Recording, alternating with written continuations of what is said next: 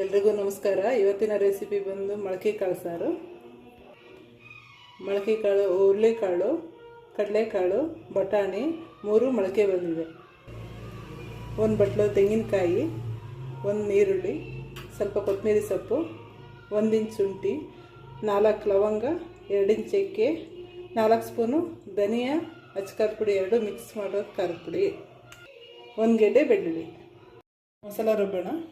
1 cup ತೆಂಗಿನಕಾಯಿ, 2 piece ಚಕ್ಕೆ, ಲವಂಗ, 4 ಲವಂಗ, ಸ್ವಲ್ಪ ಶುಂಠಿ, 1 ಗೆಡ್ಡೆ ಬೆಳ್ಳುಳ್ಳಿ, ಪುಟಾಣಿ, 1 ಸ್ಪೂನ್ ಪುಟಾಣಿ, 1 ಆನಿಯನ್, ಸ್ವಲ್ಪ ಕೊತ್ತಂಬರಿ ಸೊಪ್ಪು.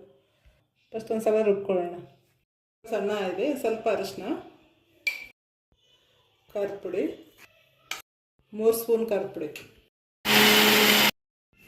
ಮಸಾಲ ರೆಡಿ ಇದೆ ರುಬ್ಬಿರೋದು. 1 ಆಲೂಗೆಡ್ಡೆ ಹಾಕೋಣ. 1 ಕುಕ್ಕರ್ ಇಟ್ಟಿದ್ದೀನಿ. 2 ಸ್ಪೂನ್ ಆಯಿಲ್ ಹಾಕೋಣ. ಸ್ವಲ್ಪ ಸಾಸಿವೆ, ಸ್ವಲ್ಪ ಕರಿಬೇವಿನ ಸೊಪ್ಪು, ಸ್ವಲ್ಪ ಮಸಾಲ ಹಾಕೋಣ. ಸ್ವಲ್ಪ ಫ್ರೈ ಮಾಡಿಕೊಂಡು ಕಾಳು ಹಾಕೋಣ. ಈಗ ನೆಕ್ಸ್ಟ್ ಆಲೂಗೆಡ್ಡೆ 5 ನಿಮಿಷ ಚೆನ್ನಾಗಿ ಫ್ರೈ ಮಾಡೋಣ. ಟೊಮೊಟೊ ಸಣ್ಣಗೆ ಹೆಚ್ಕೊಂಡ್ಬಿಟ್ಟು 5 ನಿಮಿಷ ಚೆನ್ನಾಗಿ ಫ್ರೈ ಮಾಡೋಣ. ಈಗ ಎಲ್ಲ ಮಸಾಲ ಹಾಕೋಣ. ಎಲ್ಲ ಮಸಾಲ ಚೆನ್ನಾಗಿ ಮಿಕ್ಸ್ ಆಗಿದೆ. ಈಗ ಎಲ್ಲ ಅಷ್ಟು ಬೇಕು ನಮಗೆ ನೀರು ಹಾಕೋಣ. 2 ಸ್ಪೂನ್ ಉಪ್ಪು ಹಾಕೋಣ. ರುಚಿಗೆ ತಕ್ಕಷ್ಟು ಹಾಕೊಳ್ಳಿ.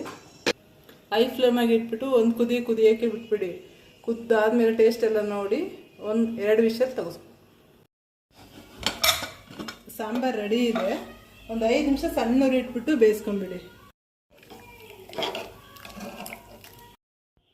ಇಷ್ಟ ಆಯಿತು ಅಂದರೆ ಒಂದು ಲೈಕ್ ಮಾಡಿ, ಸಬ್ಸ್ಕ್ರೈಬ್ ಮಾಡಿ, ಕಮೆಂಟ್ ಮಾಡಿ.